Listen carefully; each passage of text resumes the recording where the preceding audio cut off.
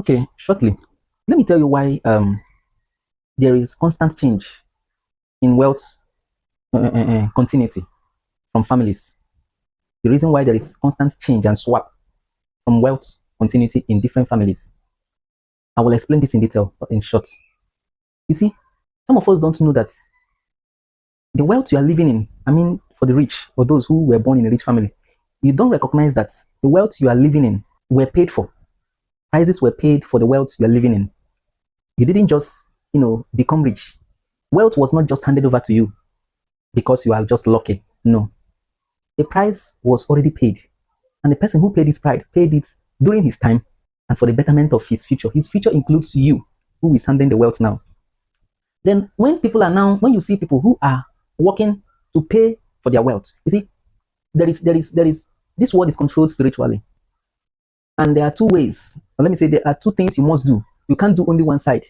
You must pay the price spiritually, and you must work physically for this result to be achieved. Now, when you see some people who haven't made this wealth and they are struggling, or let's say they are performing some rituals, doing certain things that are ought to be done in order for life to be easy for them, so that when they do one or two things physically, wealth will come.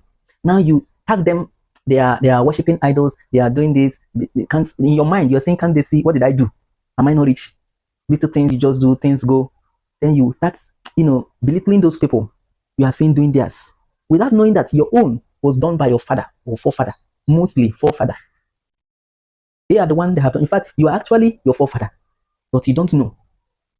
It's because you don't know. Your forefather has returned to earth to enjoy what he paid for, and that is you. And then you have to pay for your own, so that your grandchild, who will come forth in this world, will also do what? Enjoy his own. That is when you will return to this world. Otherwise, when you will return to this world, you will suffer. That's one of the reasons why you can see some people suffering. Not just that they didn't, struggle. No, a lot of people are putting. In fact, in a place called Nigeria, with the way things are, you will likely, like, you hardly meet a young man who is not toiling. As long as Nigeria is concerned, there will be less. The percentage will be extremely low. People are toiling. Are you getting it? People are toiling, and the government too. You see, the conditions the government have made also the thing not to yield results. But yet, some people are getting rich, right? Yes, that's exactly the aspect I'm talking about. Those people who are actually making that wealth too, are not just making it. Some of them, the pathways have been created for them before now. So if you too, who have started creating your pathway spiritually, because you recognize or realize that you need to do this, and then someone who didn't pay his own price, who is enjoying the price that was paid, did not continue to pay price, so that the lineage of these riches will continue. Why he's laughing at you now? In the third generation coming, he will suffer. So you see why you must continue to pay the price. You don't mind paying it for the fourth, fifth generation. Yes. Keep paying it, and keep paying it. Do what you're supposed to do. Because you will return to this earth to either reap what you have sold, or you suffer bankruptcy, spiritual bankruptcy and physical bankruptcy. Yes. Because if you didn't sow the seed now, that's if for, even if you are born in a rich family now or not, and you didn't sow it now, you are likely to still suffer in the coming generation, especially the third generation coming. I mean, your grandchild, which is when you'll be returning, or probably fourth, as the case may be. But definitely, as you return, you will suffer. You will start paying that price you didn't pay.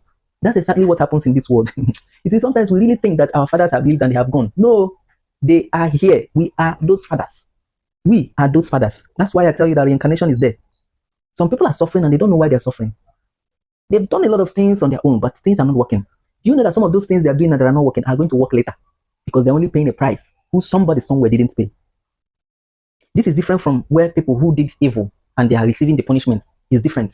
I mean, on a normal way, where you didn't recognize the people you're supposed to recognize spiritually, and you were probably born in a rich family enjoying a previous wealth, you will keep enjoying it, but at a time, you will see that wealth will vamos. It will clear off. That's where you hear some stories like the boy he lavished his father's wealth. He lavished his father's wealth.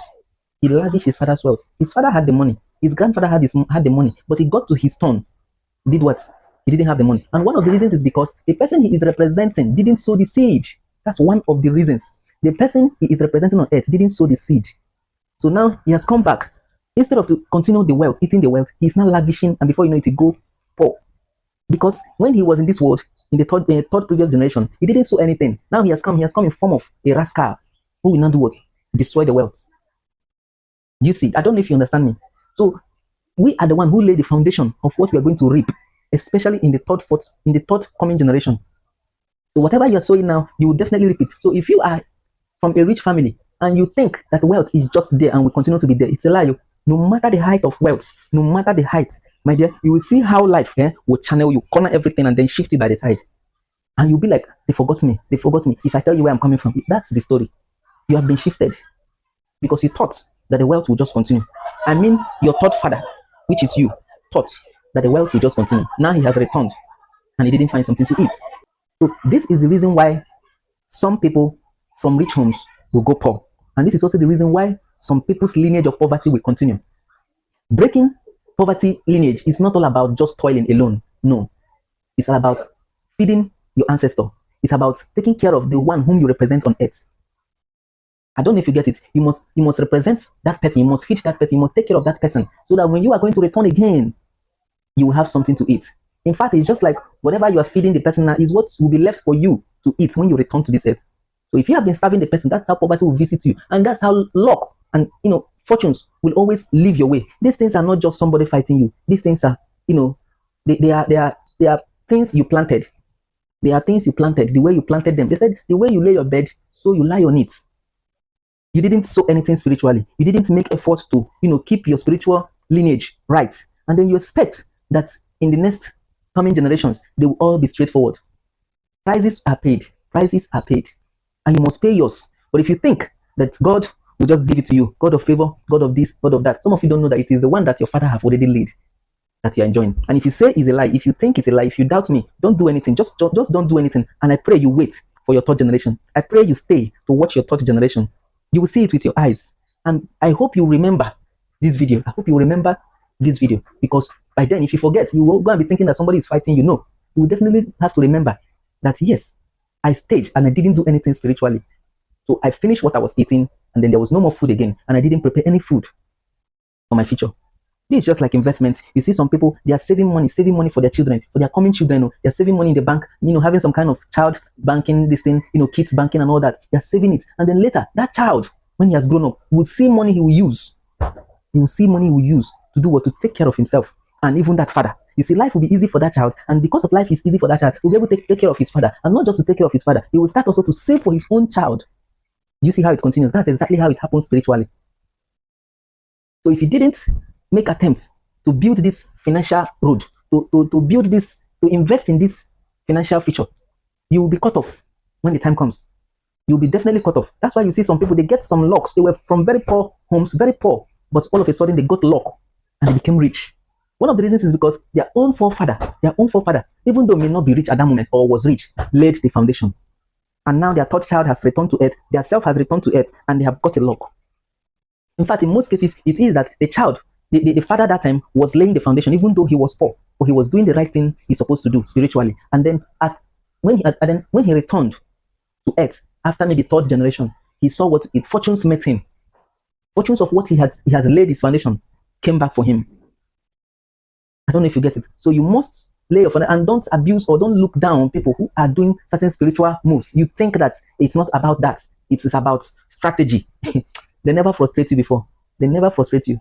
When they frustrate you, you will know that even ideas will finish from your brain, and even if the ideas are there, they will be useless because no connection. You have never seen where people have first class and everything, but yet nothing will work.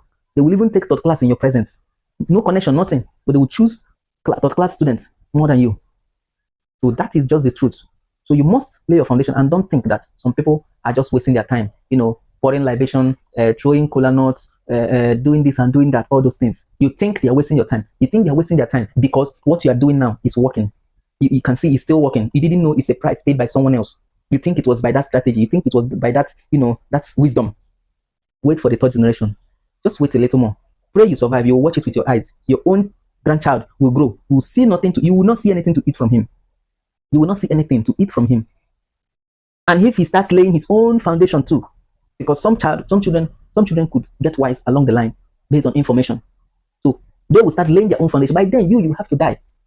You see, so you died poor. Without anybody taking care of you. You died. You see it? So that is just the thing. So you must lay the foundation. Whatever you lay today is what you're going to eat. And how you lay your bed, they say, is how you lie on it.